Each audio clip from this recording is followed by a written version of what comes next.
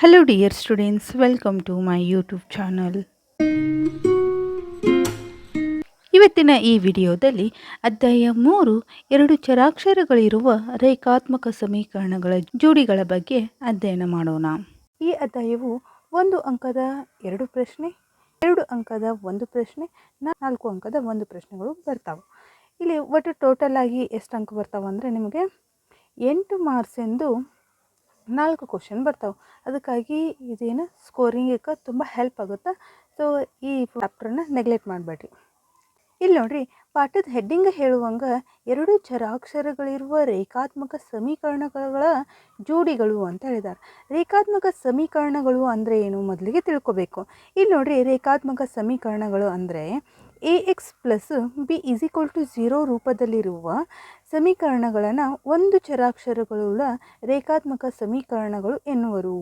ಅಂದರೆ ಏನಂದರೆ ಇಲ್ಲಿ AX ಪ್ಲಸ್ B ಅಂತ ಐತಿ. ಇಲ್ಲಿ ಏನು ಮಾಡೈತಿ, E ಅನ್ನೋದು ಏನಾಗಿರಬಾರ್ದು, = 0 ಆಗಬಾರ್ದು. A ಅನ್ನೋದ್ರು 0 ಆದರೆ ಇದು ರೇಖಾತ್ಮಕ ಸಮೀಕರಣಗಳು ಆಗಲ್ಲ. ಅದಕ್ಕಾಗಿ ಇಲ್ಲಿ ಕಂಡೀಷನ್ ಕೊಟ್ಬಿಟ್ಟಿದ್ದಾರೆ, E ≠ 0 ಅಂತ ಕೊಟ್ಟಿದ್ದಾರೆ. B ಅನ್ನೋದು ಒಂದು ವಾಸ್ತವ ಸಂಖ್ಯೆ, X ಅನ್ನೋದು ಒಂದು ಚರಾಕ್ಷರ. ಒಂದು ಚರಾಕ್ಷರ ಉಳ್ಳ ಸಮೀಕರಣವನ್ನು ನಾವು ಏನಂತ ಹೇಳ್ತೀವಿ ರೀ, ರೇಖಾತ್ಮಕ ಸಮೀಕರಣ ಅಂತ ಹೇಳ್ತೀವಿ. ಇಂತಹ ಸಮೀಕರಣಗಳಿಗೆ ಒಂದೇ ಪರಿಹಾರವಿರುತ್ತವೆ. ಅಂದರೆ ಉದಾಹರಣೆಯನ್ನು ನೋಡ್ರಿ, ಇಲ್ಲಿ 2x + 5 = 0 ಅಂತ ಐತಿ. 2x = -5, x ಏನಾಯಿತು -5/2. x ಎಷ್ಟಾಯಿತು -5/2. ಇದು ಯಾವ ಸಮೀಕರಣ ಅಂತ ಹೇಳ್ತೀವಿ ನಾವು, ರೇಖಾತ್ಮಕ ಸಮೀಕರಣ ಅಂತ ಹೇಳ್ತೀವಿ. ಈಗ ನಾವು ಎರಡು ಚರಾಕ್ಷರಗಳಿರುವ ರೇಖಾತ್ಮಕ ಸಮೀಕರಣಗಳ ಜೋಡಿಗಳ ಬಗ್ಗೆ ಅಧ್ಯಯನ ಮಾಡೋಣ. ಏನು 2x + 3y - 5 = 0. ಅದೇ ರೀತಿ x - 2y - 3 = 0. x = 2 or x - 0y = 2. ಇಲ್ಲೇನಾಗಿಬಿಟ್ಟೈತಿ, y ಬೆಲೆ ಏನಾಗಿಬಿಟ್ಟೈತಿ, 0 ಆಗಿಬಿಟ್ಟೈತಿ. ಇಲ್ಲಿ ನೋಡ್ರಿ, ಎಕ್ಸ್ ಮತ್ತು y ಅನ್ನೋದೇನು ಎರಡು ಚರಾಕ್ಷರಗಳು. ಎಕ್ಸ್ ಅನ್ನೋದು ಒಂದು ಚರಾಕ್ಷರ, y ಅನ್ನೋದು ಒಂದು ಚರಾಕ್ಷರ. ಹಾಗಾಗಿ ಎರಡು ಚರಾಕ್ಷರಗಳಿರುವ ರೇಖಾತ್ಮಕ ಸಮೀಕರಣ ಇದೇನು, ಇದರ ಮಹತ್ತಮ ಘಾತ ಎಷ್ಟೈತಿ, ಒಂದಿದೆ ಅಲ್ವಾ. ಹಾಗಂದರೆ ಇದನ್ನು ನಾವೇನಂತ ಹೇಳ್ತೀವಿ, ಎರಡು ಚರಾಕ್ಷರಗಳಿರುವ ರೇಖಾತ್ಮಕ ಸಮೀಕರಣಗಳ ಜೋಡಿ ಅಂತ ಹೇಳ್ತೀವಿ. ಇದರ ಸಾಮಾನ್ಯ ರೂಪ ಹೇಗೆ ಬರ್ತೀವಿ, AX + BY + C = 0 ರೂಪದಲ್ಲಿ ಬರೆದಾಗ ಇಲ್ಲಿ A, B, C ಅನ್ನೋದೇನು ವಾಸ್ತವ ಸಂಖ್ಯೆಗಳಾಗಿರ್ತವೆ. A ಮತ್ತು B ಎರಡು ಸೊನ್ನೆಯಲ್ಲದ ಯಾವುದೇ ಎರಡು ಸಮೀಕರಣಗಳಾಗಿರ್ತವೆ. ಈ ಎರಡು ಸಮೀಕರಣಗಳನ್ನು ಹೊಂದಿರುವುದನ್ನು ಏನಂತ ಹೇಳ್ತೀವಿ ನಾವು, ಎರಡು ಚರಾಕ್ಷರಗಳಿರುವ ರೇಖಾತ್ಮಕ ಸಮೀಕರಣ ಅಂತ ಕರಿತೀವಿ ರೀ ನಾವು. ಅದೇ ರೀತಿ ನೆಕ್ಸ್ಟ್ ಪಾಯಿಂಟ್ ನೋಡ್ರಿ, ಇಲ್ಲಿ ಸಮೀಕರಣದ ಎರಡೂ ಬದಿಗಳನ್ನು ಸರಿದೂಗಿಸಲು ಎಕ್ಸಿಗೊಂದು ಬೆಲೆ, ವೈಗೊಂದು ಬೆಲೆ ಎಂಬಂತೆ ಒಂದು ಜೊತೆ ಬೆಲೆಯನ್ನು ಸಮೀಕರಣದ ಪರಿಹಾರ ಅಂತ ಕರಿತೀವಿ. ಇಲ್ಲಿ ನೋಡ್ರಿ, ಉದಾಹರಣೆ ಏನೈತಿ, 2x + 3y - 5 = 0 ಅಂತ ಐತಿ, ಹೌದಲ್ವಾ. ಹಾಗಂದರೆ ನಾನೇನಂತ ಹೇಳಿದೆ, ಎಕ್ಸಿಗೊಂದು ಬೆಲೆ ಅಂತ ಹೇಳಿದೆ, ಅದೇ ರೀತಿ ವೈಗೊಂದು ಬೆಲೆ ಅಂತ ಹೇಳಿದೆ. ಈ ಒಂದು ಜೊತೆ ಸಮೀಕರಣವನ್ನು ನಾವೇನಂತ ಹೇಳ್ತೀವಿ, ಸಮೀಕರಣದ ಪರಿಹಾರ ಅಂತ ಹೇಳ್ತೀವಿ. ಎರಡನೇ ಪಾಯಿಂಟ್ ನೋಡ್ರಿ, ಸಮೀಕರಣದ ಎರಡೂ ಬದಿಗಳನ್ನು ಸರಿದೂಗಿಸಲು ಎಕ್ಸಿಗೊಂದು ಬೆಲೆ, ವೈಗೊಂದು ಬೆಲೆ ಎಂಬಂತೆ ಒಂದು ಜೊತೆ ಬೆಲೆಗಳನ್ನು ಸಮೀಕರಣದ ಪರಿಹಾರ ಅಂತ ಕರಿತೀವಿ ರೀ ನಾವು. ಅಂದರೆ ಇಲ್ಲಿ ನೋಡ್ರಿ, ಉದಾಹರಣೆ ಏನೈತಿ, 2x + 3y - 5 = 0 ಅಂತ ಐತಿ. ಇಲ್ಲಿ ಎಕ್ಸಿಗೊಂದು ಬೆಲೆ ಐತಿ, ಎಕ್ಸ್ಗೊಂದು ಏನಂತ ಬೆಲೆ ಐತಿ, ಇಲ್ಲೇ 2 ಅಂತ ಐತಿ. ಅದೇ ರೀತಿ ವೈಗೆ ಏನಿದೆ, 3 ಅಂತ ಐತಿ. ಈ ಬೆಲೆಗಳು ಏನು ಮಾಡ್ತಾವಂದ್ರೆ ಪರಿಹಾರವನ್ನು ಸೂಚಿಸ್ತಾವೆ. ಹಾಗಾಗಿ ನಾವು ಏನಂತ ಹೇಳ್ತೀವಿ, ಇದಕ್ಕೆ ಸಮೀಕರಣದ ಪರಿಹಾರ ಅಂತ ಕರಿತೀವಿ. ಅದೇ ರೀತಿ ಮೂರನೇ ಪಾಯಿಂಟ್ ನೋಡ್ರಿ, ಸಮೀಕರಣದ ಪ್ರತಿಯೊಂದು ಪರಿಹಾರವು ಅದನ್ನು ಪ್ರತಿನಿಧಿಸುವ ಸರಳ ರೇಖೆಯ ಮೇಲೆ ಒಂದು ಬಿಂದುವಾಗಿರ್ತವೆ. ಈ ಸಮೀಕರಣಗಳು ಏನಾಗಿರ್ತಾವೆ ಅಂದ್ರೆ ಪರಿಹಾರವನ್ನು ನೀಡ್ತಾವಲ್ಲ, ಅಂದರೆ ಲಾಸ್ಟಿಗೆ ಆನ್ಸರ್ ಬಂದಿರ್ತೈತಲ್ಲ, ನಿಮಗೆ ಬೆಲೆಗಳು ಸಿಕ್ಕಿರ್ತಾವಲ್ಲ, ಅದು ಏನು ಮಾಡುತ್ತಂದರೆ ಆ ಬೆಲೆ ಏನಾಗಿರ್ತೈತಂದ್ರೆ ಏನು ಒಂದು ನಕ್ಷೆಯಲ್ಲಿ ಸರಳ ರೇಖೆಯ ಒಂದು ಬಿಂದು ಆಗಿರ್ತೈತಿ ಅಂತ ಹೇಳ್ತೀವಿ. ಮುಂದೆ ಹೇಳಿದಾಗ ನಿಮಗೆ ಗೊತ್ತಾಗುತ್ತಾ. ನೆಕ್ಸ್ಟ್ ಪಾಯಿಂಟ್ ನೋಡಿರಿ, ಈ ಎರಡು ರೇಖಾತ್ಮಕ ಸಮೀಕರಣಗಳು x ಮತ್ತು yಗಳೆಂಬ ಚರಾಕ್ಷರಗಳನ್ನು ಮಾತ್ರ ಹೊಂದಿವೆ. ಇವು ಏನು ಮಾಡಿದಾವು, ಎಕ್ಸ್ ಮತ್ತು ವೈ ಅನ್ನೋದು ಎರಡು ಚರಾಕ್ಷರಗಳನ್ನು ಹೊಂದಿದಾವಲ್ವ. ಇಂತಹ ಸಮೀಕರಣಗಳನ್ನು ನಾವು ಏನಂತ ಹೇಳ್ತೀವಿ, ಎರಡು ಚರಾಕ್ಷರಗಳಿರುವ ರೇಖಾತ್ಮಕ ಸಮೀಕರಣಗಳ ಜೋಡಿ ಅಂತ ಹೇಳ್ತೀವಿ ರೀ. ಅದೇ ರೀತಿ ಎಕ್ಸ್ ಮತ್ತು ವೈ ಎಂಬ ಎರಡು ಚರಾಕ್ಷರಗಳಿರುವ ರೇಖಾತ್ಮಕ ಸಮೀಕರಣಗಳ ಜೋಡಿಯ ಸಾಮಾನ್ಯ ರೂಪವು a1x plus b1y plus c1 = 0 ಮತ್ತು a2x plus b2y plus c2 = 0. ಇಲ್ಲಿ a1 b1 c1 ಅದೇ ರೀತಿ ಈ ಸಮೀಕರಣದಲ್ಲಿ a2 b2 c2ಗಳು ವಾಸ್ತವ ಸಂಖ್ಯೆಗಳಾಗಿವೆ. ಉದಾಹರಣೆ ನೋಡ್ರಿ, ಇಲ್ಲೇ 2x plus 3y minus 7 = 0 and 9x minus 2y plus 8 = 0 ಅಂತ ಐತಿ ಸಮೀಕರಣ. ಈ ಸಮೀಕರಣದಲ್ಲಿ a1 ಬೆಲೆ ಎಷ್ಟು, 2, b1 ಬೆಲೆ 3, c1 ಬೆಲೆ -7, a2 ಬೆಲೆ 9, b2 ಬೆಲೆ -2, a2 ಬೆಲೆ 8. ಗೊತ್ತಾಯ್ತಲ್ವ? ಹಾಗಂದ್ರೆ ನೆಕ್ಸ್ಟ್ ನೋಡ್ರಿ, ಎರಡು ಚರಾಕ್ಷರಗಳಿರುವ ರೇಖಾತ್ಮಕ ಸಮೀಕರಣಗಳನ್ನು ಪ್ರತಿನಿಧಿಸುವ ರೇಖೆಗಳ ವರ್ತನೆ ಮತ್ತು ಪರಿಹಾರಗಳ ಇರುವಿಕೆ ಅಂದರೆ ನಕ್ಷೆಯ ವಿಧಾನದಿಂದ ಯಾವ ರೀತಿ ಬಿಡಿಸಬೇಕು ಅನ್ನೋದನ್ನು ನಿಮಗೆ ಹೇಳ್ಕೊಡ್ತೀನಿ. ಇಲ್ಲಿ ನೋಡ್ರಿ, ಒಂದನೇದೇನಿದೆ, ಎರಡು ರೇಖೆಗಳು ಒಂದು ಬಿಂದುವಿನಲ್ಲಿ ಛೇದಿಸುತ್ತವೆ. ಅಂದರೆ ಇಲ್ಲಿ ನಕ್ಷೆಯನ್ನು ಗಮನಿಸ್ರಿ, ಎರಡು ರೇಖೆಗಳದವ, ಇದು ಒಂದು ರೇಖೆ, ಇದೊಂದು ರೇಖೆ, ಅದೇ ರೀತಿ ಇದು ಒಂದು ರೇಖೆ. ಹೌದಾ? ಎರಡು ರೇಖೆಗಳದಾವು. ಇದು ಏನು ಮಾಡೈತಿ, ಒಂದೇ ಬಿಂದುವಿನಲ್ಲಿ ಏನಾಗೈತಿ, ಛೇದಿಸೈತಿ. ಅದೇ ರೀತಿ ಎರಡನೇ ಪಾಯಿಂಟ್ ನೋಡ್ರಿ, ಇಲ್ಲಿ ಎರಡು ರೇಖೆಗಳು ಒಂದನ್ನೊಂದು ಛೇದಿಸುವುದಿಲ್ಲ, ಅಂದರೆ ಅವುಗಳು ಸಮಾಂತರ.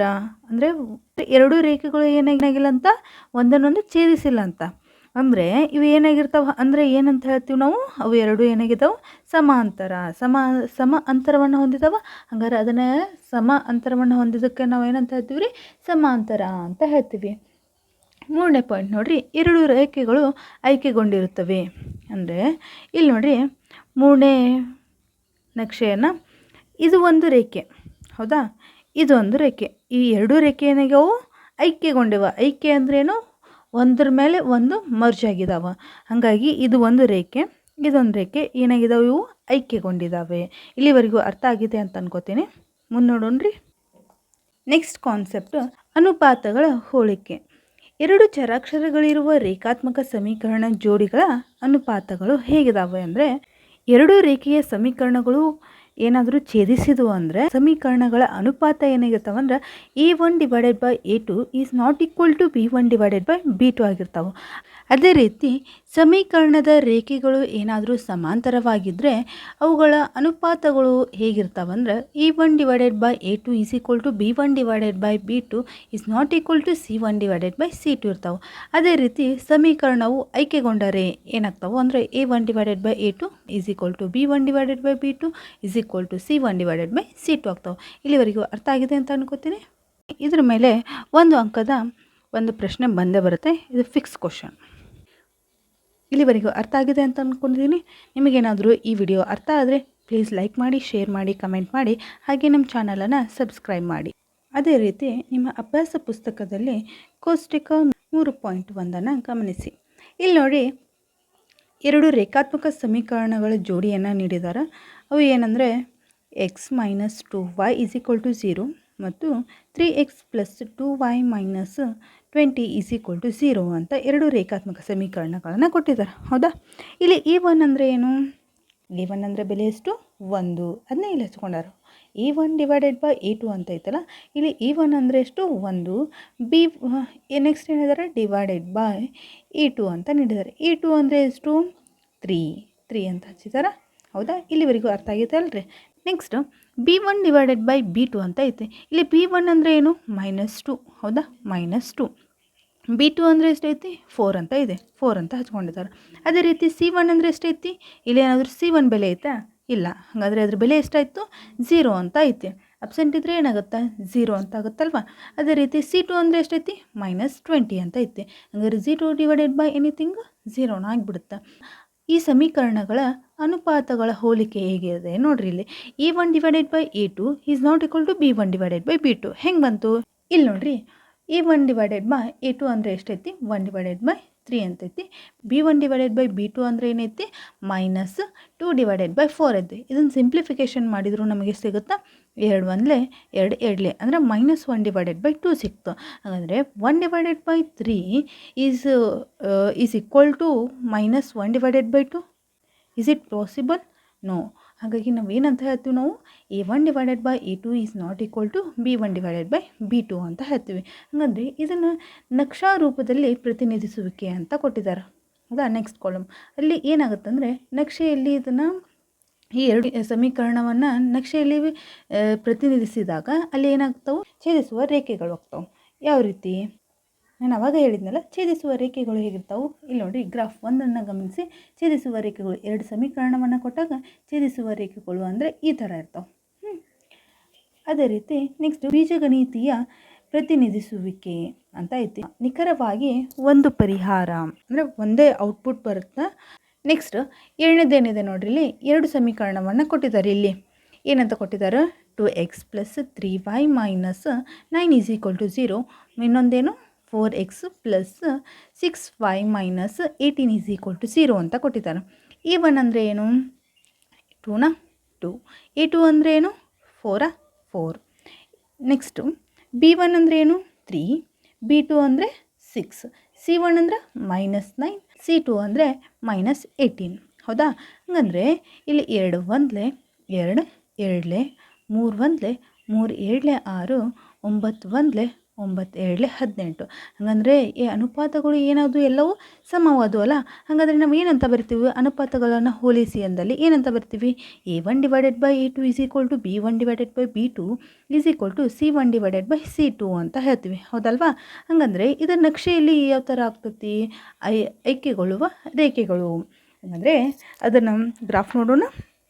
ಇಲ್ಲಿ ನೋಡಿರಿ, ಮೂರನೇ ಗ್ರಾಫ್ ಏನಾಗಿದಾವೆ, ಎರಡು ರೇಖೆಗಳು ಏನಾಗಿದ್ದಾವೆ, ಐಕ್ಯಗೊಂಡಿದ್ದಾವೆ. ಈ ಥರ ಗ್ರಾಫು ಬರುತ್ತಿಲ್ಲ. ಬೀಜಗಣಿತೀಯ ಪ್ರತಿನಿಧಿಸುವಿಕೆ ಇಲ್ಲಿ ಏನಾಗ್ತಾವೆ ಅಂದ್ರೆ ಅಪರಿಮಿತ ಸಂಖ್ಯೆಯ ಪರಿಹಾರಗಳು. ಇಲ್ಲೇನೋ ನಮಗೆ ಎನ್ಸಕ್ಕೆ ಆಗ್ಲಾರಷ್ಟು ಪರಿಹಾರಗಳು ದೊರಕಿಬಿಡ್ತಾವೆ ಇಲ್ಲಿ. ನೆಕ್ಸ್ಟ್ ಮೂರನೇದು ನೋಡಿರಿ, ಏನು ಕೊಟ್ಟಿದ್ದಾರೆ? ಎರಡು ರೇಖಾತ್ಮಕ ಸಮೀಕರಣವನ್ನು ನೀಡಿದ್ದಾರೆ. x + 2y - 4 = 0 ಮತ್ತು ಇನ್ನೊಂದೇನು ಕೊಟ್ಟಿದ್ದಾರೆ? 2x + 4y - 12 = 0 ಅಂತ ಕೊಟ್ಟಿದ್ದಾರೆ. ಹೌದಾ? ಇಲ್ಲಿ ಏನಾಗುತ್ತೆ? A1 divided by A2 ಏನಾಗುತ್ತಾ? 1 divided by 2 ಆಗುತ್ತಾ. ಅದೇ ರೀತಿ B1 divided by B2 ಏನಾಗುತ್ತಾ? 2 divided by 4. C1 divided by C2 -4 divided by 12. ಹೌದಾ? ಇದನ್ನೇ ಬರ್ಕೊಂಡಿರ್ತೀವಿ. ಇಲ್ಲಿ ನೋಡಿರಿ, 1 ಡಿವೈಡೆಡ್ ಬೈ 2 ಸಿಂಪ್ಲಿಫಿಕೇಶನ್ ಫಾರ್ಮ್ದಾಗ ಐತಿ. ಇಲ್ಲಿ 2 1 2 7 4 1 4 3 12. ಹೌದಾ? ಹಾಗಂದರೆ A1 ಡಿವೈಡೆಡ್ ಬೈ A2 ಎಷ್ಟಾಯ್ತು? 1/2 ಆಯಿತು. B1 ಡಿವೈಡೆಡ್ ಬೈ B2 ಎಷ್ಟಾಯಿತು? 1 ಡಿವೈಡೆಡ್ ಬೈ 2 ಆಯಿತು. ಅದೇ ರೀತಿ C1 ಡಿವೈಡೆಡ್ ಬೈ C2 ಏನಾಗುತ್ತಾ? 1 ಡಿವೈಡೆಡ್ ಬೈ 3 ಆಗುತ್ತಾ. ಹಾಗಾದರೆ ನಾವು ಏನಂತ ಅನುಪಾತಗಳನ್ನ ಹೇಗೆ ಹೋಲಿಸ್ತೀವಿ? A1 divided by A2 is equal to B1 divided by B2 ಆಗ್ತೈತೆ. ಹೌದಾ? ಇವು ಎರಡು ಸಮ ಅದಾವೆ. ಆದರೆ C1 ಡಿವೈಡೆಡ್ ಬೈ C2 ಏನಾಗಿಲ್ಲ, ಸಮವಿಲ್ಲ. ಹಾಗಾದರೆ not equal to C1 divided by C2 ಅಂತ ಹೇಳ್ತೀವಿ. ಇದನ್ನು ನಕ್ಷಾ ರೂಪದಲ್ಲಿ ಹೇಗೆ ಪ್ರತಿನಿಧಿಸ್ತೀವಿ? ಸಮಾಂತರ ರೇಖೆಗಳು ಅಂತ ಹೇಳ್ತೀವಿ. ಹಾಗಾದರೆ ಇಲ್ಲಿ ನೋಡಿರಿ, ಎರಡನೇ ಗ್ರಾಫ್ ಏನಿದೆ, ಸಮಾಂತರ ರೇಖೆಗಳಾಗಿ ಪ್ರತಿನಿಧಿಸ್ತೈತಿ ನಕ್ಷೆ. ಅದೇ ರೀತಿ ಈ ಸಮೀಕರಣವು ಸಮಾಂತರ ರೇಖೆಯಾಗಿ ಪ್ರತಿನಿಧಿಸ್ತೈತಿ. ನೆಕ್ಸ್ಟ್ ಬೀಜಗಣಿತೀಯ ಪ್ರತಿನಿಧಿಸುವಿಕೆ ಅಂತ ಐತಿ. ಇಲ್ಲಿ ಪರಿಹಾರಗಳು ದೊರಕುವುದಿಲ್ಲ ನಮಗೆ. ಅದೇ ರೀತಿ ಮುಂದಿನ ವಿಡಿಯೋದಲ್ಲಿ ಅಭ್ಯಾಸ 3.1 ಬಿಡಿಸೋಣ. Thanks for watching. ಈ ವಿಡಿಯೋ ಇಷ್ಟ ಆದರೆ ಲೈಕ್ ಮಾಡಿ, ಶೇರ್ ಮಾಡಿ, ಕಮೆಂಟ್ ಮಾಡಿ, ಹಾಗೆ ಸಬ್ಸ್ಕ್ರೈಬ್ ಮಾಡಲು ಮರಿಬೇಡಿ.